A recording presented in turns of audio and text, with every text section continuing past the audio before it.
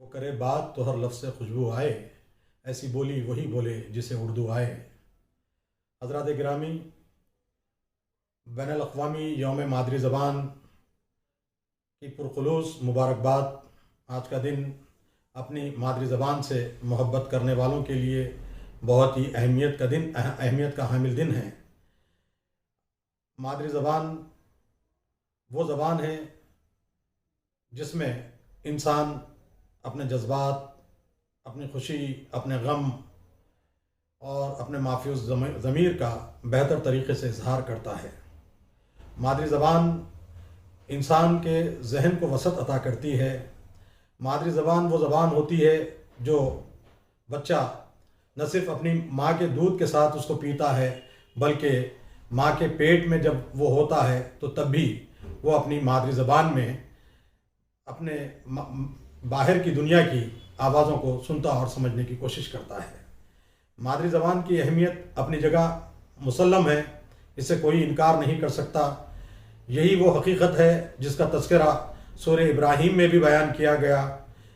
سورہ ابراہیم میں کہا گیا ہے کہ جن قوموں میں بھی انبیاء کو مبعوث کیا گیا، انہی قوم سے مبعوث کیا گیا، انہی کی زبان بولنے والوں میں سے نبی کو بنایا گیا، اور نبی بھی انہی کی زبان میں ان کو تعلیم دیا کرتے تھے۔ اس سے مادری زبان کی اہمیت و افادیت ہم پر واضح ہو جاتی ہے، اور یہ مادری زبان ہی وہ زبان ہے جو فطرت کے عین قریب ہوتی ہے۔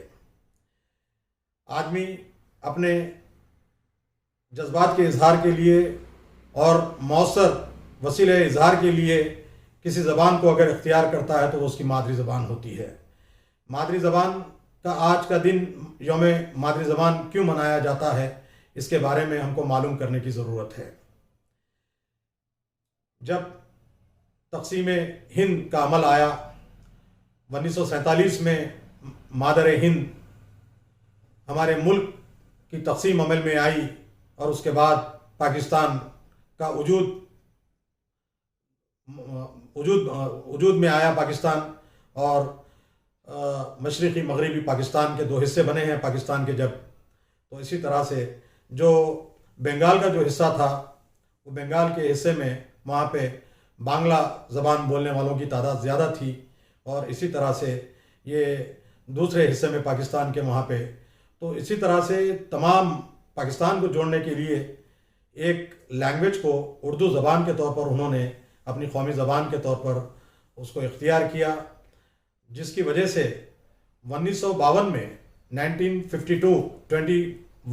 فروری 1952 کے دن جو پاکستان تھا، مشرقی پاکستان اور مغربی پاکستان کا جو حصہ، تو اسی طرح سے جو مشرقی مغربی پاکستان کے حصے میں جو بنگلہ دیش کا جو حصہ ہوتا ہے، جو آج بنگلہ دیش کہلاتا ہے، وہاں کے طلباء نے جو ڈھاکہ یونیورسٹی، اسی طرح سے Jagannath university, Dhaka medical college کے اسٹوڈنٹس طلباء نے اپنی مادری زبان بنگلہ کی تائید میں انہوں نے احتجاج کیا، جس کی وجہ سے وہ پولیس کی فائرنگ میں 4 طلباء کی موت واقع ہوئی۔ اسی طرح سے یہ بات آگے بڑھی، پھر بعد میں دیکھتے ہیں کہ زبان کے اساس پہ، زبان کی بنیادوں پر بنگلہ دیش پاکستان سے علیحدہ ہو جاتا ہے، اور بنگلہ دیش ایک نیا ملک بن کر آتا ہے۔ یہی چیز آگے بڑھتی ہے، اور اسی طرح سے 17 نومبر 1999 میں 17 نومبر 1999 میں UN ایک ریزولوشن پاس کرتی ہے، یہی ڈھاکہ یونیورسٹی کے بچوں کی موت کی ایک یادگار کے طور پر منانے کے لیے ایک دن، کیونکہ یہ لوگ اپنی مادری زبان کو منوانے کے لیے، اس کو قومی درجہ دلانے کے لیے، سرکاری درجہ دلانے کے لیے احتجاج کرتے ہوئے انہوں نے جام شہادت نوش کیا تھا، تو انہی کی یادگار میں یہ بین الاقوامی یوم مادری زبان منایا جاتا ہے۔ اور یہ 17 نومبر 1999 میں یہ فیصلہ کیا گیا، اور 2000 سے لگاتار 21 سال سے یہ دن یوم مادری زبان منایا جاتا ہے۔ تو یہ اس کا پس منظر تھا۔ اس کے سیاسی محرکات کچھ بھی ہو، اور اس کے پیچھے بین الاقوامی کچھ تحریکات یا سیاسی اس کے مقاصد جو بھی ہوں، یہ ایک علیحدہ موضوع گفتگو ہے، اس کو میں چھیڑنا نہیں چاہتا. لیکن جہاں پہ زبان کی بات ہوتی ہے تو مادری زبان، کسی کی بھی مادری زبان بہت ہی اہمیت کی حامل ہوتی ہے. مجھے یہ کہتے ہوئے بڑا فخر محسوس ہوتا ہے کہ میں نے ایک اردو گھرانے میں آنکھ کھولی، اور اللہ کا فضل و کرم ہے کہ میری مادری زبان اردو ہے. یہ وہ ایسی زبان ہے جس میں تنوع ہے، ورائٹی ہے، جس میں لطافت ہے، جس میں نزاکت ہے، جس میں ظرافت ہے، اور اس کا دامن بہت ہی وسیع ہے، اور اس میں وسیلے اظہار کی تمام قوتیں، تمام توانائیاں اس کے اندر موجود ہیں. یہ اردو زبان ایک ایسی زبان ہے دنیا میں. میں گزشتہ 2-4 دن پہلے ہی ایک رپورٹ دیکھ رہا تھا. اس رپورٹ میں نے دیکھا کہ دنیا میں جو سب سے زیادہ زبانیں بولی جاتی ہیں ان میں جو 11واں مقام ہے، 11ویں نمبر کا مقام ہے، وہ ہماری اردو زبان کو حاصل ہے. اسی طرح سے ہم دیکھتے ہیں ICMR جو سائنٹیفک ادارہ ہے، اس نے بھی یہ بات اپنی تحقیق کے ذریعے، یہ رپورٹ اخبارات میں، رسائل اور جرائد میں بھی یہ شائع ہوئی کہ جو اردو بولتا ہے اور جو اردو سنتا ہے اور جو اردو شاعری سے حظ اٹھاتا ہے وہ ذہنی طور پر مضبوط اور صحت مند رہتا ہے. یہ بات سائنٹیفک طریقے سے بھی یہ بات بتائی گئی. تو میں اپنی زبان کی، یہ بہتر بات ہے کہ کوئی اپنی مادری زبان سے محبت کرتا ہے تو یہ بہت ہی اچھی بات ہے، اور اس میں سمجھتا ہوں کہ کوئی بھی اعتراض والی بات نہیں ہونی چاہیے.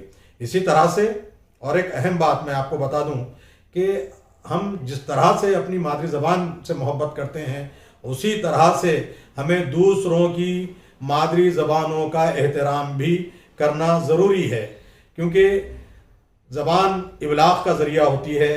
زبان انسان کے جذبات کی ترسیل کا وسیلہ اظہار ہوتی ہے، اور جذبات کو مؤثر طریقے سے پیش کرنے اور ایک دوسرے کے انداز بیان کو اچھی طریقے سے اجاگر کرنے کا جو ذریعہ ہوتا ہے وہ زبان ہوتی ہے.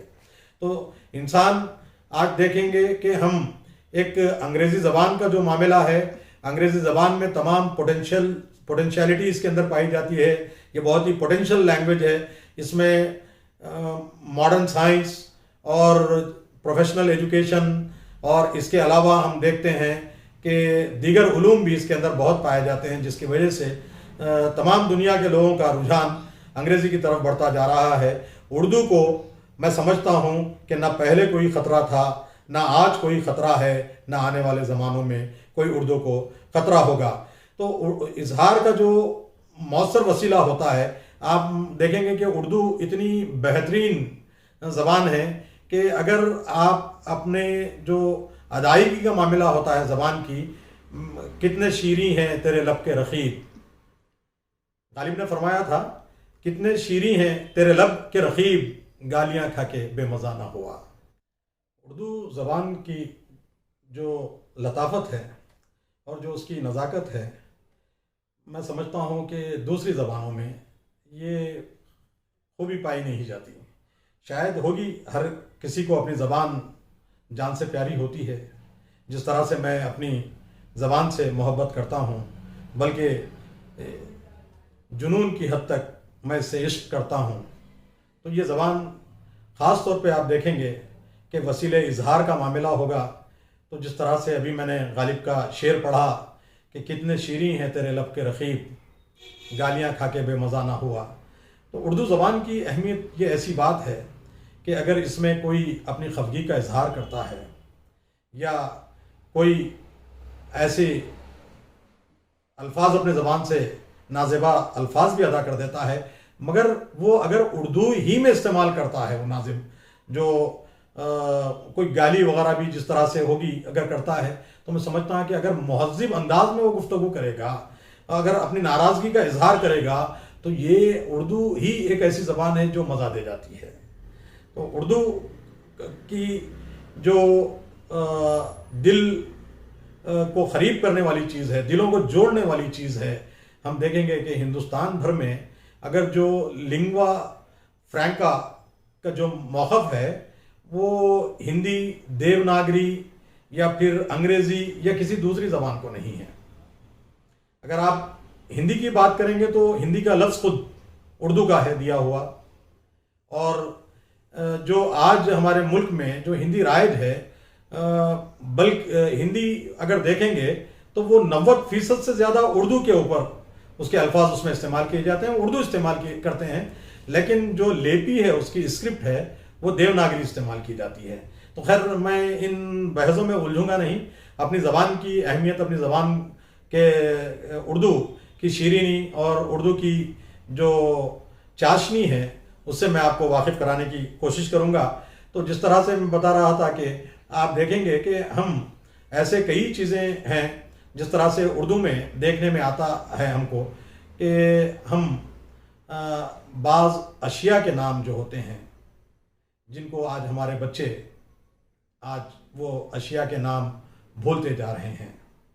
دیکھیں گے آپ کہ آپ اگر بات چلتی ہے دیوان خانہ، یہ ہمارے بچوں کو دیوان خانہ ایک سوالیہ نشان بن کے کھڑا ہو جاتا ہے، ہمارے بچے ڈرائنگ روم کہتے ہیں اسے۔ اگر دیکھیں گے کچن کی بات آتی ہے، ہم جسے باورچی خانہ کہتے ہیں، وہ باورچی خانہ بچے اس کو کچن کہتے ہیں۔ اب پائیدان جو گھر کے دروازے کے باہر، ہمارے کمرے کے دروازے کے باہر ہوتا ہے، جس پہ ہم ہمارے پیر صاف کرتے ہیں کمرے میں داخل ہونے سے پہلے، ہمارے بچے اس کو پائیدان نہیں جانتے، اس کو ڈور میٹ کہتے ہیں۔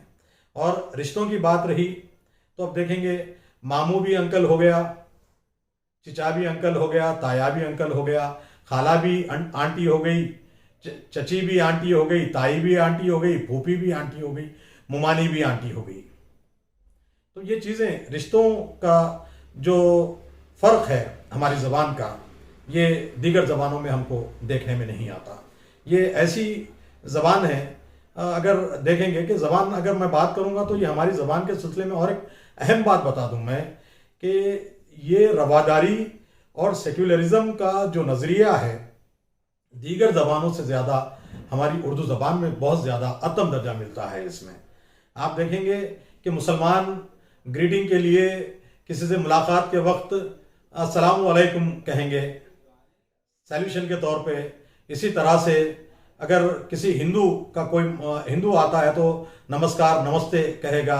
اسی طرح سے کوئی اگر سکھ ہوگا تو وہ ست سری اکال کہ اس طرح سے وہ گریٹنگ کرتا ہے۔ لیکن میں آپ کو بتاتے ہوئے یہ بات بہت خوشی محسوس کرتا ہوں کہ یہ ایسی رواداری والی زبان ہے کہ ہم جب ملتے ہیں اردو والے تو اردو نے ہی سب سے پہلا سیکولر جو گریٹنگ کا سٹائل تھا اس کو وضع کیا۔ ہم جب ایک دوسرے سے ملتے ہیں تو اردو میں ہم آداب کہتے ہیں۔ یہ سیکولر ہمارا طریقہ ہے۔ وہ یہاں پہ السلام علیکم جو مسلمانوں کی ترجمانی کرتا ہے، نمستے، نمسکار جو ہندوؤں کی ترجمانی کرتا ہے، ست سری اکال جس طرح سے سکھوں کی ترجمانی کرتا ہے، وہیں پہ یہ تینوں کی ترجمانی بہتر طریقے سے اردو زبان کرتی ہے اور وہ کہتی ہے آداب۔ یہ طریقہ کسی دوسرے زبان میں ہم کو دیکھنے میں نہیں آتا۔ اردو نے ایک ایسی جو تحمل پسندی اور صبر کرنے والا، برداشت کرنے والا اور دوسروں کے باتوں کو اپنے اندر سمو لینے والا ایسا کلچر دیا ہے زمانے کو کہ اگر کوئی اردو اگر بولتا ہے تو میں سمجھتا ہوں کہ اس کے دل سے نفرت اپنے آپ نکل جاتی ہے۔ نفرتوں کا ازالہ اگر چاہتے ہیں تو اردو کا دامن پکڑنا پڑے گا۔ تو اردو ایک ایسی پیاری زبان ہے کہ دیکھیے وسیلے اظہار میں کہوں گا میں کہ آپ کسی اور زبان میں آپ کہہ سکتے ہیں، جیسا لال کسی لال ایک رنگ ہے جس کو ظاہر کرنے کے لیے آپ کہتے ہیں لال، اس کو لال اس طرح سے آپ جب بولیں گے تو یہ اظہار کا طریقہ ہے جس کو ہم بیان میں نہیں، ہم بیان کر سکتے ہیں جس کو، لیکن ہم تحریر میں اس کو ہم ضبط تحریر میں نہیں لا سکتے۔ یہ اہمیت ہوتی ہے چیزوں کی۔ جس طرح سے داغ نے کہا تھا کہ اردو ہے جس کا نام ہم ہی جانتے ہیں داغ۔ دیکھیے پہلا مصرع، اردو ہے جس کا نام ہم ہی جانتے ہیں داغ، ہندوستان میں دھوم ہماری زباں کی ہے۔ اب میں پہلے مصرعے پہ بات کرتا ہوں آپ کو۔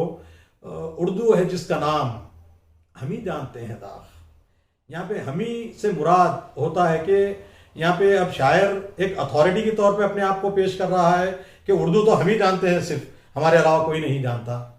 اس کے علاوہ اور ایک بھی اس سے ایک ہم مراد لے سکتے ہیں، ایک معنی لے سکتے ہیں کہ شاعر یہ کہنا چاہ رہا ہے کہ اس میں ہمارے علاوہ اردو کو ہی نہیں جانتا، یعنی اردو جاننے والے بہت ہی کم ہیں، یہ بھی ہو سکتا ہے۔ تو اردو ہے جس کا نام ہم ہی جانتے ہیں داغ، اردو ہے جس کا نام ہم ہی جانتے ہیں داغ، اردو ہے جس کا نام ہم ہی جانتے ہیں داغ، ہندوستان میں دھوم ہماری زبان کی ہے، ہندوستان میں دھوم۔ اب یہاں پہ دیکھیے میں اس کو پھر الگ طریقے سے پڑھتا ہوں، ہندوستان میں دھوم ہماری زبان کی ہے۔ اب میں پھر اور ایک طریقے سے اس کو پڑھ کے سناتا ہوں آپ کو، ہندوستان میں دھوم ہماری زبان کی ہے۔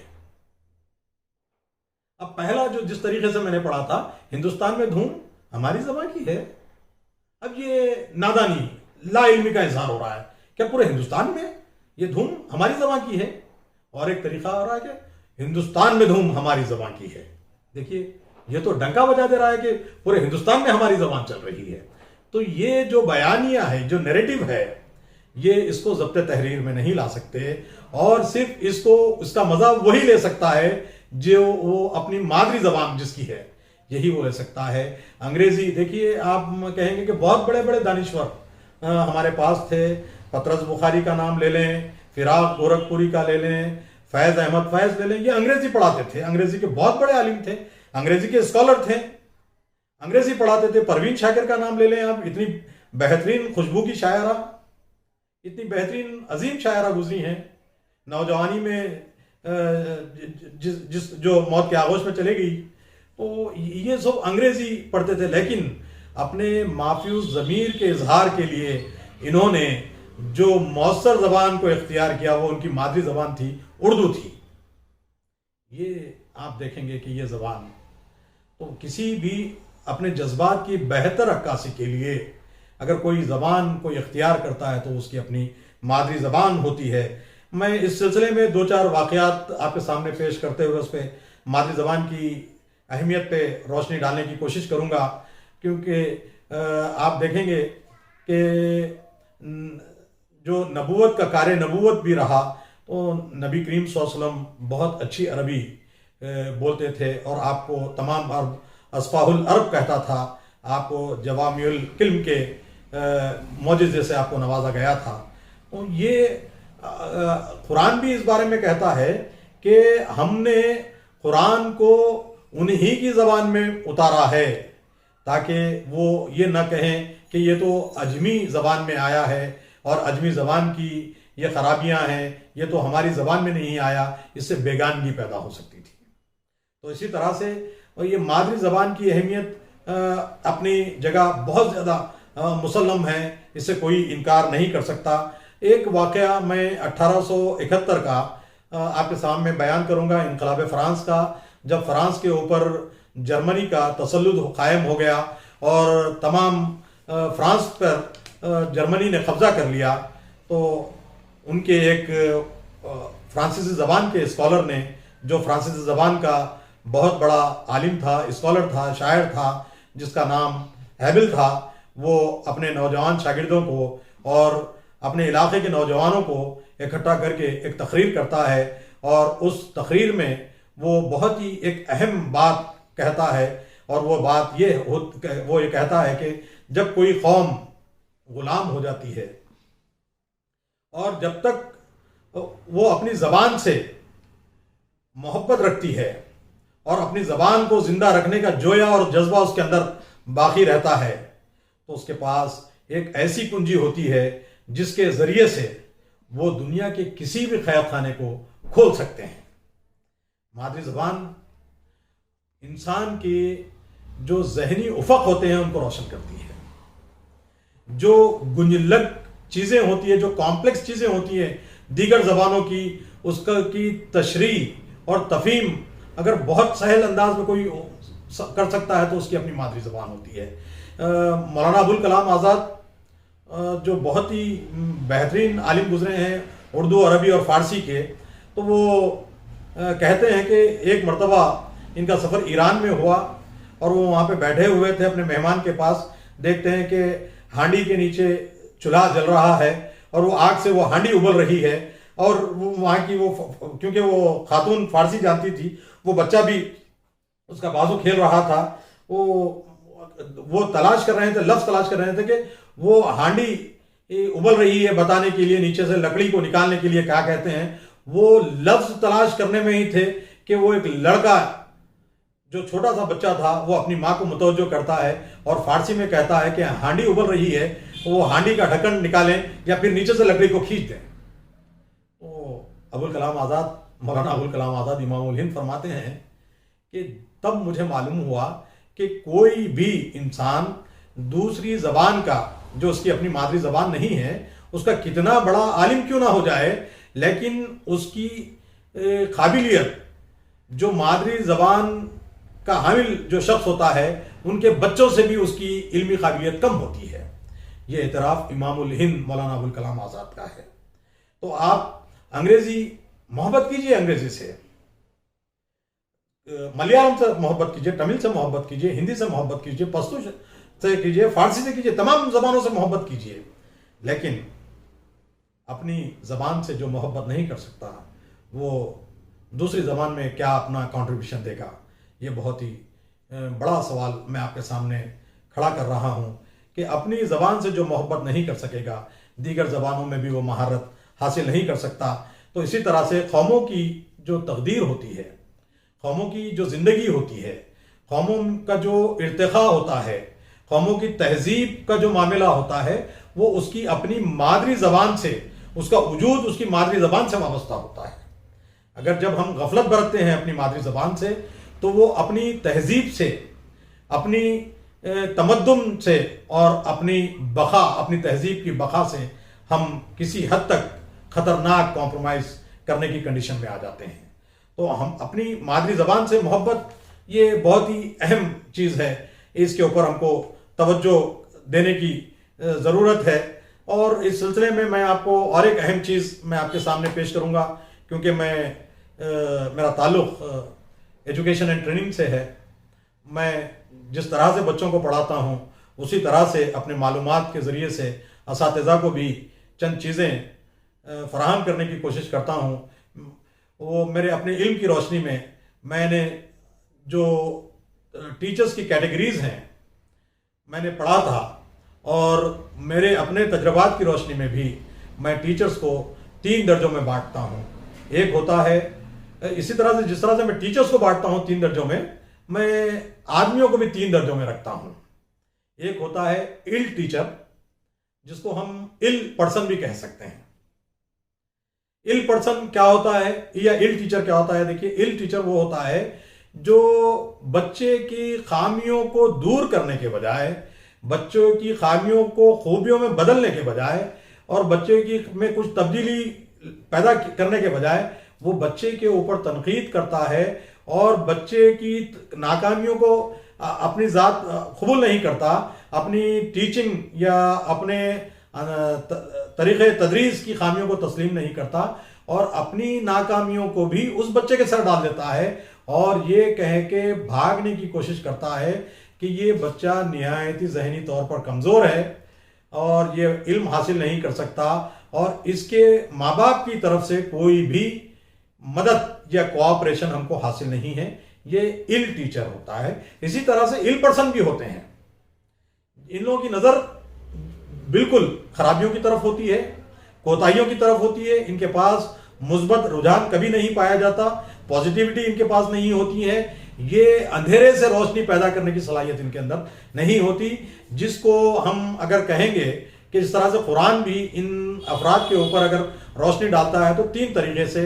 एक होता है एक अनकबतू जो होता है, अनकबूत से अनकबतू जो आदमी होता है, और एक दूसरा जो होता है जो खुद ज़ख़ीरा जमा कर लेता है, दूसरों को फ़ायदा नहीं पहुंचाता, जिस तरह का जिसका तस्करा सूरह नमल में भी आता है इसी तरह से। और एक तीसरा दर्जा जो सूरह नहल में है, शहद की मक्खी का तस्करा आता है। तो इसी तरह से पहले पर्सन को हम ले लेंगे कि इल पर्सन या इल टीचर, और दूसरा होता है वेल टीचर या वेल पर्सन। उसको जो काम दिया जाता है वो काम ना उससे पीछे के काम को करेगा ना उससे आगे के काम को करेगा। यानी मैं कहूँगा कि टीचर्स के हिसाब से या फिर जो मुलाजिमीन होते हैं ان کو جو کام تفویض کیا جاتا ہے، جو فرائض ان کو تفویض کیے جاتے ہیں، وہ اپنے محدود وقت میں جتنا وقت ان کو وہ اپنی ملازمت کرتے ہیں اتنا ہی وقت دیتے ہیں، اس سے آگے پیچھے کچھ نہیں دیتے، اور وہ لکیر کے فقیر ہوتے ہیں، اس سے بڑھ کے کام نہیں کرتے. یعنی جو کریکولم ہوتا ہے وہ کریکولم پڑھا دیتے ہیں، چاہے وہ بچہ سیکھو یا بچہ نہ سیکھو. یعنی وہ طلباء میں معلومات کی ترسیل کرتے ہیں، لیکن وہ معلومات سے بچوں کے علم میں اضافے کی کوشش نہیں کرتے، جس کو ہم ویل ٹیچر کہتے ہیں یا ویل پرسن کہتے ہیں. اس کو میں کہوں گا، اور بہت سہل طریقے سے میں کہوں گا آپ کو، اس کو آپ دیکھیں گے بل والا ٹیچر. بیل بجتی ہے آتا ہے، بیل بجتی ہے نکل جاتا ہے، مہینہ گزارتا ہے، بل آ جاتا ہے. تو اسی طرح سے پہلا ہوا ال پرسن یا ال ٹیچر، دوسرا ہوا ویل پرسن یا ویل ٹیچر. اب تیسرا درجہ جو ہوتا ہے یہ ہوتا ہے ول پرسن، ول ٹیچر. یہ بچوں کے اندر امنگیں ڈالتا ہے، بچوں میں آرزو ارمان خواہشیں پیدا کرتا ہے، بچوں میں ذوق سفر پیدا کرتا ہے، ذوق علم پیدا کرتا ہے. ان کو نہ صرف پرواز کے طریقے بتاتا ہے، بلکہ نہ صرف پرواز کے لیے آسمان فراہم کرتا ہے، بلکہ بالوں پر بھی ان کو فراہم کرتا ہے، چلنے کے لیے زمین فراہم کرتا ہے، علم کے دروازے پورے کھول دیتا ہے، علم کے وسائل پورے کھول دیتا ہے. 24 گھنٹے کا ان کے اوپر یہ اپنی فکر مندی اور کے ذریعے سے ان کو یہ ثابت کرتا ہے کہ میں تمہارا بہی خواہ ہوں، میں تمہارے اندر تبدیلی پیدا کرنا چاہتا ہوں، تمہارے اندر ایک تبدیلی، خوشگوار تبدیلی دیکھنا چاہتا ہوں. تو یہ اردو زبان کا معاملہ بھی ہم دیکھیں گے تو ہمارے پاس ال پرسن بھی ہیں جو صرف شکوہ بلب رہتے ہیں کہ اردو میں یہ نہیں ہوا، اردو میں وہ نہیں ہوا، اردو میں یہ نہیں ہوا. اگر ہم دیکھیں گے اگر دیکھیں گے کہ جامعہ عثمانیہ اس کی بہت ہی عمدہ مثال ہے کہ یہاں پہ مادری زبان میں تعلیم دینے کی بہت ہی کامیاب کوشش کی گئی، دنیا میں کہیں بھی نہیں ہوئی تھی، یہاں پہ کی گئی وہ کوشش. لیکن آپ دیکھیں گے کہ 1917 میں جامعہ عثمانیہ کا قیام عمل میں آتا ہے، 1948 میں سقوط حیدرآباد کے بعد یہاں کا ماحول بدل جاتا ہے، اور 1950 میں ذریعہ تعلیم اردو ختم کر دی جاتی ہے جامعہ عثمانیہ سے. آپ دیکھیں گے کہ 33 سال کا سفر ہے، صرف 33 سال کا سفر. تو اب پاسٹ گلوری کی بات کریں گے. اگر میں دیکھوں گا 19ویں صدی، 20ویں صدی اور 21ویں صدی کا ہم جائزہ لیتے ہیں، تجزیہ کرتے ہیں، تو اردو میں آج جتنا کام ہوا ہے پچھلی صدیوں میں اتنا کام نہیں ہوا. ہمیں ضرورت اس بات کی ہے کہ جو پہلو تشنا لب رہ گئے ہیں، جو زاویے جن کو ہم نے ٹچ نہیں کیا ہے، جن جہاد پہ ہم نے کام نہیں کیا، اور وہ راستے جن پر ہم چلنے سے کتراتے ہیں، وہ علوم جن کو ہم نے اردو میں منتقل ابھی تک نہیں کیا ہے، ان کی منتقلی کی کوشش ہم کو کرنے کی ضرورت ہے. مختلف کتابوں جو دیگر زبانوں سے ان کے تراجم کو ہماری زبانوں میں لانے کی ضرورت ہے. نہ صرف بلکہ سائنس، ٹیکنالوجی، بلکہ دیگر زبانوں کا جو لٹریچر ہوتا ہے، ادبیات جو ہوتی ہے، جس کو ادب کہتے ہیں ہم، وہ ادب کو بھی، وہ روسی زبان کا ہو، پشتو کا ہو، فارسی کا ہو، تیلگو کا ہو، ملیالم کا ہو، جو بھی ادب عالیہ ہے اس کو اردو میں لانے کی ضرورت ہے، تاکہ یہاں پہ ذہنی انجماد کا کوئی شکار نہ ہو. دانشوری کا ارتقاء اور دانشوری کا ارتقائی عمل جاری و ساری رہے، یہ بہت اہم بات ہے. تو یہاں پہ پامال راستوں پہ چلنا، روشن لکیر کے فقیر بن کے رہنا، یہ اہم بات نہیں ہے. تو اسی طرح سے یہاں پہ پرسن اردو کی جو بات کرتے ہیں، تنقید پہ جن کی نشان، آپ دیکھیں گے کہ حکومت کی جانب سے اتنی مراعاتیں آئی ہیں کہ اردو ذریعہ تعلیم کے بارے میں جامعہ عثمانیہ کا آپ نے ایک نظریہ دیا تھا، وہ نظریہ سقوط حیدرآباد کے ذریعے سے ختم ہو گیا، لیکن اس نظریے کو پھر سے اس کا احیاء عمل میں آیا.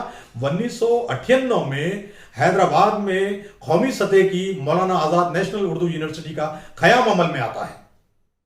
آپ نے یہ روشن پہلو پر آپ کی نظر کیوں نہیں کی ان روشن پہلوؤں پہ؟ اب پھر دیکھتے ہیں کرنول میں بھی، آندھرا پردیش میں بھی اور ایک اردو یونیورسٹی کا قیام عمل میں آ جاتا ہے، اور ہندوستان بھر میں اردو اکیڈمیز کا ایک جال بچھ چکا ہے. اردو کے مختلف رسائل نکلتے ہیں، کتابیں نکلتی ہیں، پاپولر ادب اس میں لکھا جا رہا ہے، سائنسی ادب اس میں لکھا جا رہا ہے، معلوماتی ادب اس میں لکھا جا رہا ہے، وضع اصطلاحات کی کوششیں کی جا رہی ہے. National council for promotion of Urdu بڑی تندہی سے نہ صرف گرانٹس دیتا ہے، بلکہ ان نئے کاموں کو چھاپتا بھی ہے اور اس کو لوگوں تک پہنچانے کی کوشش بھی کرتا ہے. تو ہم کو مثبت پہلوؤں پہ ہماری نظر رہنا بہت ضروری ہے.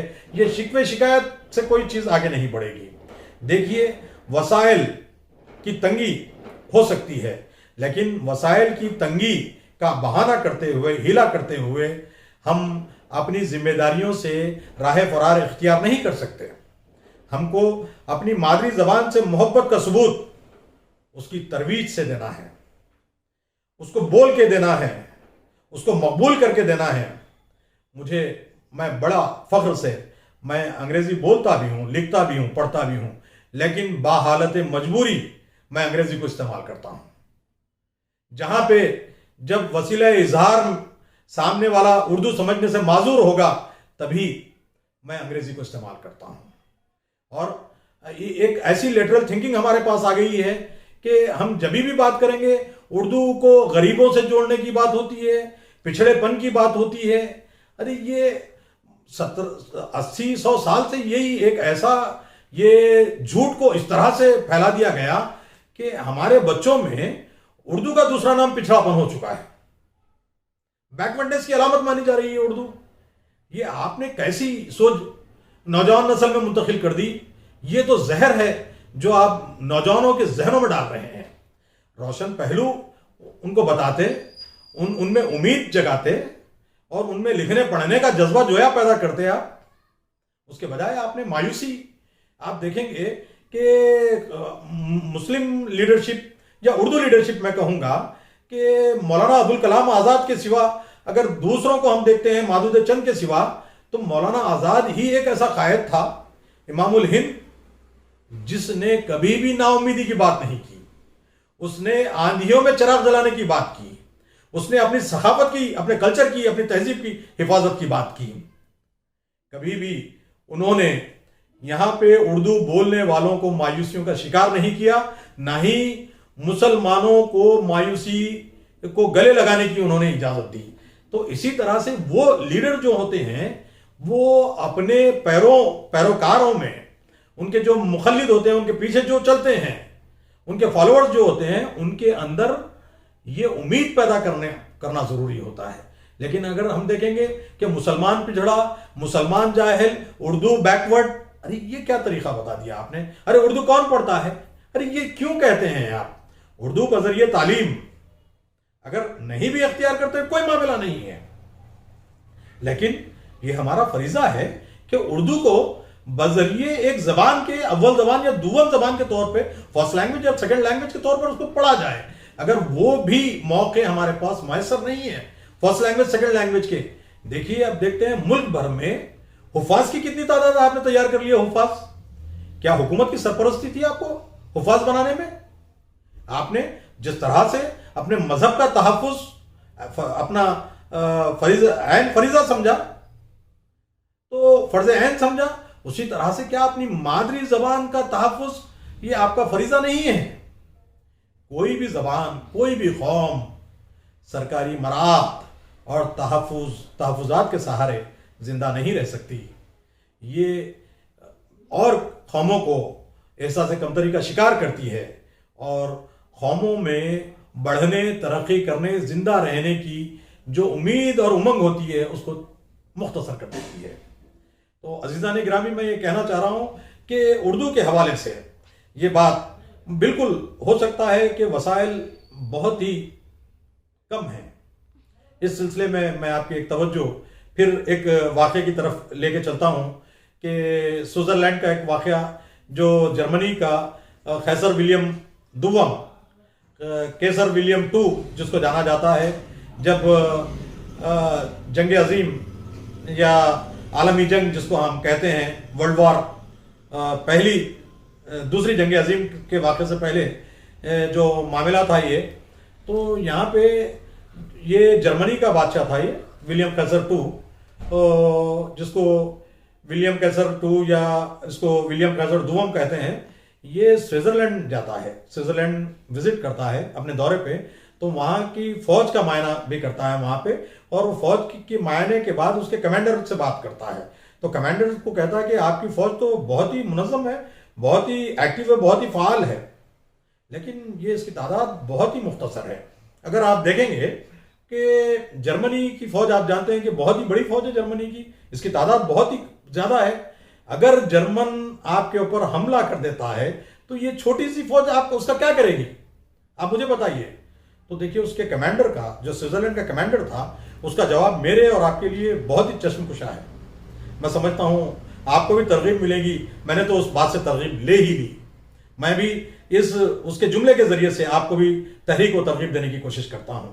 تو سوئٹزرلینڈ کا کمانڈر کہتا ہے کہ کوئی بات نہیں، اگر وہ تعداد میں زیادہ ہیں اور ہم تعداد میں کم ہیں تو ہم ایک فوجی ایک فائر نہیں کرے گا بلکہ 2 فائر کرے گا. یہ فوجی کا فرض ہو جائے گا کہ ایک فائر کے بجائے 2 فائر کر دیں. تو جب وسائل کم ہوتے ہیں تو ہم کو اپنے کام کو بڑھانے کی ضرورت پڑتی ہے. when the resources are facing the scarcity, when the resources are very less, you have to increase your duties, you have to intensify your work. آپ کو اپنے کام کو بڑھانے کی ضرورت ہوتی ہے. آپ یہ وسائل کی تنگی کا رونا یہ نامردوں کی نشانی ہے. اردو زندہ زبان ہے، بالکل زندہ رہے گی اور اس کا دامن بہت ہی کشادہ ہے. اور میں سمجھتا ہوں کہ یہ روز بروز اس کی مقبولیت میں اضافہ ہو رہا ہے. اس کے لیے، اس کی ترویج، اس کے پروپگیشن کے لیے ہم کو بالکل سنجیدگی سے غور کرنے کی ضرورت ہے. دیکھیے وہ تمام نعرے کھوکھلے ہیں. اردو کے بارے میں جو بھی بڑے بڑے نعرے ہوتے ہیں، یہ ادارے قائم، میں کہتا ہوں کہ اردو کی بقا اور تحفظ اور مقبولیت کا سب سے اہم ایک جو راز ہے، جس کو میں کلید کہوں گا، جس کو کنجی کہوں گا، کہ وہ ہے کہ ہم اپنے گھرانوں میں اپنے بچوں کو اردو پڑھائیں. اگر وہ اسکولز میں نہیں ہیں، یونیورسٹیز میں، کالجز میں ان کو اردو کی سہولت نہیں ہے، تو اپنے گھروں میں اردو کو پڑھائیں. اردو جب زندہ رہے گی، تہذیب زندہ رہے گی، تمدن آپ کا زندہ رہے گا، آپ کا کلچر زندہ رہے گا، آپ کی مذہبی شناخت باقی رہے گی، آپ کا مذہبی لٹریچر باقی رہے گا، اور آپ کے اسلاف کے کارنامے جو اردو میں محفوظ ہیں اس سے آپ روشناس ہو سکیں گے. بچوں کو اگر اردو نہیں پڑھائیں گے تو اس طرح سے میں سمجھتا ہوں اردو پڑھاؤ اردو بچاؤ کا یہ نعرہ کھوکھلا رہے گا. اردو پڑھاؤ اردو بچاؤ اسی طریقے پہ ہو سکتا ہے کہ ہم اپنی نسلوں کو، اپنی نوخیز نسلوں کو، اپنے نوجوانوں کو، اپنے بچوں کو، اپنی اولادوں کو اپنے گھروں میں اردو کا، خواہ وہ کسی بھی میڈیم میں پڑھتے ہوں، وہ تیلگو میں پڑھتے ہوں، انگریزی میں پڑھتے ہوں، ملیالی میں پڑھتے ہوں، کسی بھی زبان میں پڑھتے ہوں، لیکن اردو زبان یا جو اس کی جو مادری زبان ہے اس میں اس کو وہ سکھایا جائے، اس کے جو پڑھانے کے اسباب، اس کے سامان فراہم کیے جائیں. یہ بہت ہی اہم ہے. اگر ہم یہ کام نہیں کریں گے تو میں سمجھتا ہوں کہ ہم بہتر طریقے سے اپنے بچوں کی ذہنی نشو و نما میں کوئی کلیدی کردار ادا نہیں کر سکتے. لوگوں کی ذہنی نشو و نما، افراد کی ذہنی نشو و نما میں جو کی فیکٹر ہوتا ہے، جو کلیدی عنصر ہوتا ہے، وہ اس کی اپنی مادری زبان ہوتی ہے. ایک ماہر نفسیات کے پاس ایک آدمی کو لایا گیا اور اس کے سامنے پیش کر کے بتایا گیا کہ جناب علی، یہ ایک ایسا آدمی ہے کہ ہر زبان روانی سے بولتا ہے. ہم نے لاکھ کوشش کی کہ اس کی مادری زبان کیا ہے اس کا پتہ چلایا جائے، لیکن جب بھی ہم اس سے کسی زبان کے بارے میں کہتے ہیں تو آپ کی مادری زبان کون سی ہے، تو یہ کہتا ہے کہ جو بھی زبان میں وہ بات کرتا ہے وہ کہتا ہے کہ وہ مادری زبان ہے. تو ماہر نفسیات نے کہا اچھی بات ہے، تو بالکل بہت ہی آسان سہل طریقہ ہے اس کی مادری زبان کا پتہ لگا لینے کا. یہ بہت ہی ہوشیار ہوگا، لیکن ہم بھی اس کی مادری زبان کا پتہ لگا لیں گے جب یہ تنگ اور تاریک گلی میں سے گزر رہا ہو تو اس کے اوپر ایک بلی پھینک دی جائے، بلی ڈال دی جائے.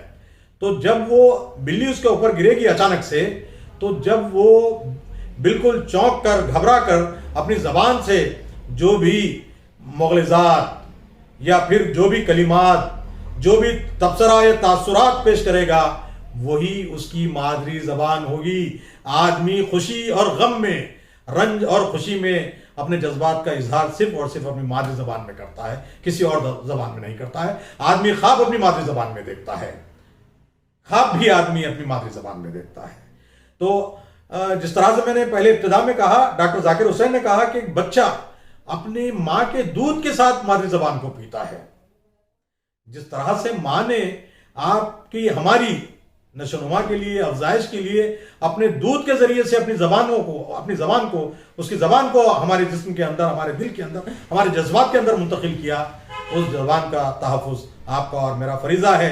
आज का ये दिन बैनुल अक़वामी यौम मादरी ज़बान, इंटरनेशनल मदर लैंग्वेज डे, आपसे मेरे से ये तकाज़ा करता है कि हम अपनी ज़बान से मोहब्बत करें। और मैं फिर एक बात कहता हूँ कि अपनी मादरी ज़बान से मोहब्बत का मतलब ये नहीं कि हम दूसरी ज़बानों से नफ़रत करें।